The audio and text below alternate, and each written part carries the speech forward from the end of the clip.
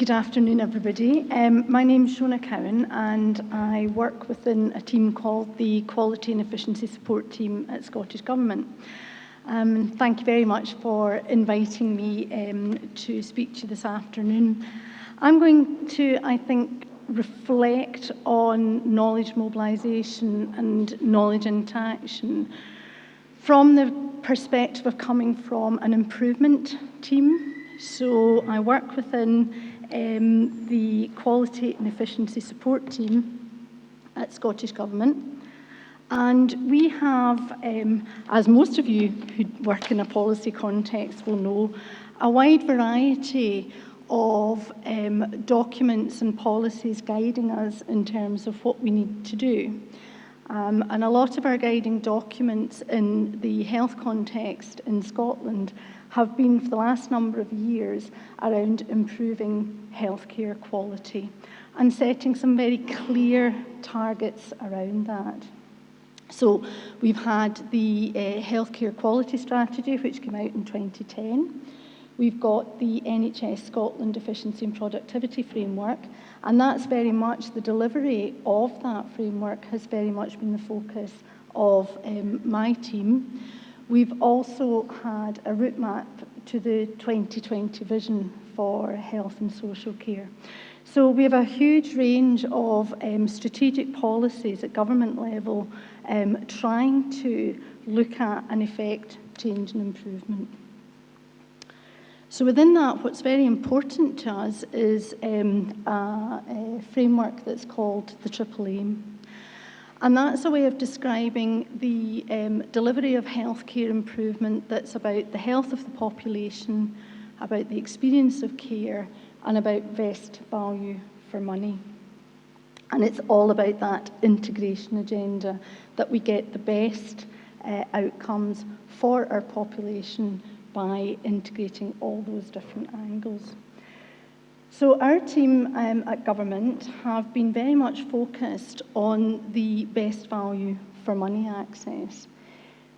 But we've been trying to run our programmes in a way which has focused not just on efficiency, but right from the start about aligning both quality and efficiency and being able to demonstrate that we can actually deliver improvements which meet both the outcomes of improving care for populations, but also giving value for money. So here we are. We have a range of different programmes which we support NHS boards to deliver. And what you'll see there is that they're a mixture actually. And I think it's been quite a fascinating experience for our team, combining improvement programmes which are both about clinical improvement agendas as well as shared services or backroom function improvement programmes. So we're working actually across the full spectrum of the healthcare landscape, both in terms of trying to improve, for example, estates and facilities management, as well as delivering against some of the heat targets. In Scotland, we've got a range of targets which the government set, and our team's work in the clinical area has principally been supporting what we call our access targets, so improving access to care. So there we have our mental health access targets. You'll all be very familiar with some of the targets we've had around accident and emergency, etc.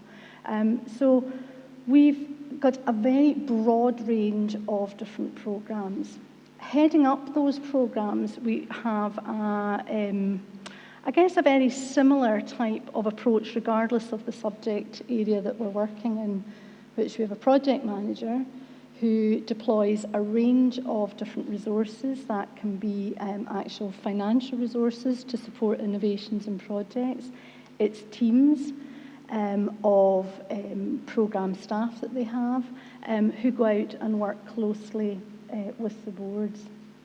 So in terms of what we've been hearing about in terms of co-production, in terms of working with the boards, our improvement programme approach, regardless of the topic area, has always been about being able to work with our colleagues in NHS boards, yes, to deliver against targets, but to do it in a way that we're working together to implement that. And I think that makes us relatively unusual in terms of a team that's based within government, because we're involved not only in the evidence and the policy setting piece, but also into the implementation and working with people in the field. So we have a range of guiding principles, and I won't go through all of those. But a key aim is that we reduce unwarranted variation, waste and harm. So most of our programmes are really looking for evidence of how do we go about doing that. So what is it that we can learn either from within Scotland, within the UK or internationally about how healthcare organisations actually achieve those types of aims. We want safe and effective care, as I've said, value and sustainability, innovation as well. We've had a lot of focus and a lot of freedom actually over the years to look at some of the knowledge and evidence around the various different topics and be able to say, well, let's actually develop a test.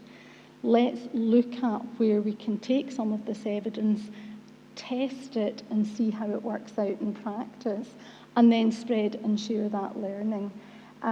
So we've had the opportunity to do both small tests of change as well as setting large-scale collaborative type of approaches to improvement programmes.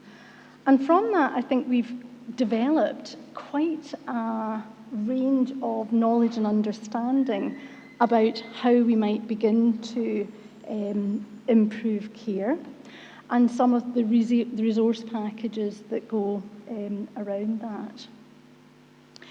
We're always trying to think of ways to make the improvement world and the quality world and the policy world and context as easy as possible for people to pick up and use.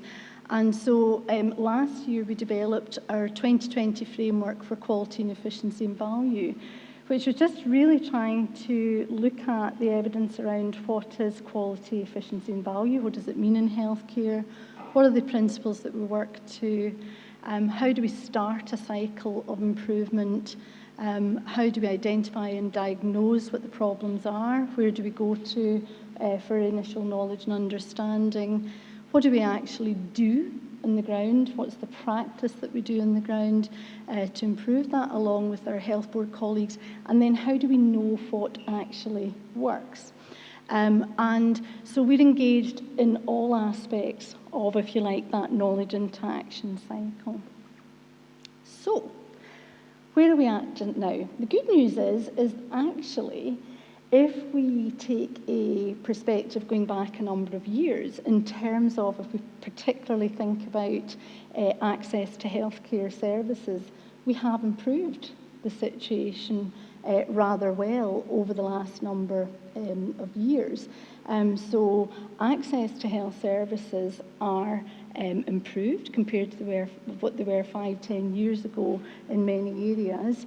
And so we have some good success to report there. However, when we're thinking about where we're at now and what we could be doing next, and linking our improvement work to the knowledge translation, knowledge mobilisation world, I think at this point in time we're very reflective about where we are, because I think where we've got to could be summarised by lots of activity over many years and some good success.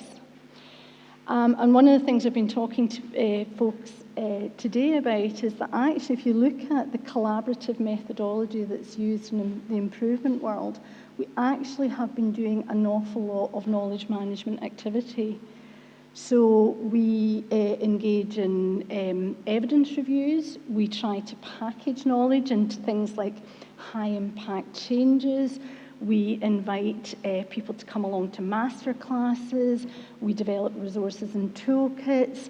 We run webinars. We try a variety of different ways in which we engage with people and try to support them in their journey to improve. But what we would reflect on is that in many cases we've done all of that without necessarily having a knowledge management strategy behind it, and not necessarily been very, very clear about the outcome and the what next. So an example of that is around the case studies that we've got. We've spent a lot of time over the last couple of years in trying to get practitioners to tell us their good news stories about what's worked and what they would recommend to others to pick up and share and learn, which has been fantastic, and we were absolutely thrilled to put those on our website. I was a little bit less thrilled when I went along to a meeting of some of our health board colleagues who are efficiency and quality leads, when I realised that they didn't actually really know that the case studies were there. They hadn't had the time to really pick up and reflect on the learning. And a lot of that work therefore felt like we had collated stuff, pushed it out, but maybe hadn't been systematic enough in thinking about how were people going to pick up and use that learning. So we're, at the moment, within the improvement world, I think within our own team, but more broadly in healthcare in Scotland, reflective of the knowledge into action cycle, and we're preoccupied by spread now. And we're preoccupied by how we get from improvement islands, pockets of excellence, to scale. And what types of knowledge management strategies might help us to do that, and how do we focus our efforts more on that as we go into our next phase of improvement programmes. We've got a programme of work just now around benefits realisation, and we've been asking all of our programme leads to reflect and think about their impact and the outcomes from the work that we've done. That's actually proving to be very challenging, and it's enabled us to reflect on the programme manager role, where we have huge expectations that people who are leading big change programmes will have knowledge management expertise, will have information and data analysis expertise, will be comms experts, will be able to manage budgets, teams, resources. And not necessarily have we been enabling our teams to really get some of the specialist skills and support that they require. So we're very keen at the moment to consider, as we move on to our next programmes of work, what have we learnt about the types of knowledge management capacity that we need in the teams, the knowledge management activity that we're doing, what impact has that had? What's our pooled knowledge and understanding of what we think we're doing well? Where else could we learn from? And how do we actually reach to some of the specialist skills and resources in a more systematic way when we're setting up our programmes? So what spread strategies are required for the idea to be adopted easily locally is really critical at the moment for us, because we're now using that terminology, spread and sustainability, more than we were before, and I think that's a good thing. We have more of an understanding of some of the barriers to actually spread and sustaining good practice and improvement. I think we've still got a lot of learning and thinking to do about what practically does that mean that we would do differently on the ground with practitioners in order to help us have sustainable approaches. What levers of organisational change could we have both nationally and locally, and what might we need to do differently? And how do we exploit networks effectively? Nationally, I think we're in a good place in Scotland in that we've got a relatively small community of people. We know one another well, and we can reach into a variety of different networks easily. Actually, I think the challenge can sometimes be for folks locally within boards, and increasingly with health and social care integration, it will be in the new partnerships. How do they connect as teams to the resources that they need locally? How would they get knowledge management? How would they get knowledge brokering support? Where is the specialist resources available for them locally to inform and support their work? So as it says there, the challenge is not starting, but continuing after the initial enthusiasm has gone. And that's over to in 2003. So it is a recognised issue with the quality improvement movement in healthcare that I think is travelling up the agenda in terms of attention. But I do think we need to think about next steps carefully. And certainly within Scotland, where that's bringing us to is a focus on quality improvement infrastructure and systems conditions. So we're wanting to look at the evidence around system and context again in a bit more detail for some of our programmes of work to understand or try to understand why some things are sticking and some things, some areas aren't. Identify and map system and focus on high impact changes. I sense that sometimes we've had a situation in Scotland, policy-wise in health, where there's been a plethora of fantastic ideas, great ambitions, and which is all absolutely fantastic. But I think if we're getting down to local level and practitioner level, the capacity for people to pick up and run with this multiplicity of different programmes can be really challenging. So how can we nationally, across a variety of different agencies, make that as easy as possible for people? Implementation signs. Do we talk about it enough? Do we know about it enough? Are we really thinking, as I say, about how we practically do things differently to move on? And do we really understand and acknowledge this challenge at the front line? And I'll give you examples of that in terms of some of, I think, where we're at in healthcare is that we do have pressures. We have pressures in delivery. We have pressures in numbers of support staff who are in the system. We are expecting, I think, a huge amount of our frontline care staff in terms of care delivery, but also thinking about how they make improvements. And so for me, we really need to acknowledge and think about what that means in terms of how we resource teams locally to continue on their quality improvement journey and to take that more into the planning. So for me, it's a great opportunity I think we've got in Scotland to connect these two worlds of, well, it's actually three worlds in a way. There's programme management, change management, there's the improvement programmes world that we've had and the improvement movement, and also the knowledge brokering and knowledge management and translation, and being able to bring those worlds together and combine the knowledge into practice conversation with a broad range of practitioners is very welcome. That's me.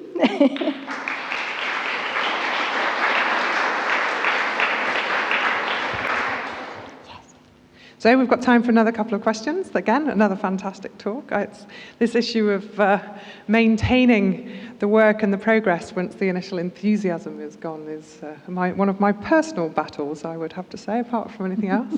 Who's got a question for Shona?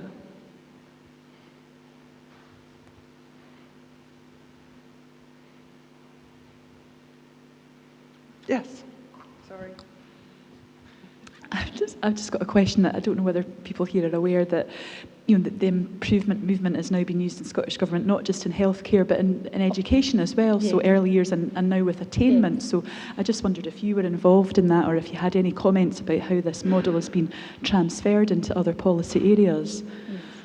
Yeah. Absolutely. I'm focusing on health, but again, one of the benefits we have, I think within Scotland, is that as we've been moving some of the improvement approaches into other policy areas, we're able to keep those links between the different policy agendas. So we have learning networks and we have opportunities for people who may be working in educational attainment and improving that to link in with folks in health and justice and other areas. And I think that that would be it will be really important to keep strengthening. And also we make sure that we continue to recognise the complexity of the worlds that we move in and the differences sometimes, and not to make that then something that paralyses us, but that means that we take different approaches and we take packages of information and knowledge, but we're respectful of how they might translate in different environments. But yes, that networking is there, I'm pleased to say. Any other questions for Shona? I think today's challenge is trying to make sure you're in my peripheral vision when you put your hand up.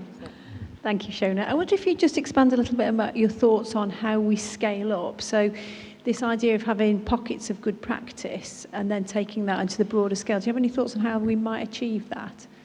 Well, we've been working for quite some time now with a partnership actually with colleagues like Anne in Education for Scotland and Karen in Healthcare Improvement Scotland and others around a partnership approach to a quality improvement hub.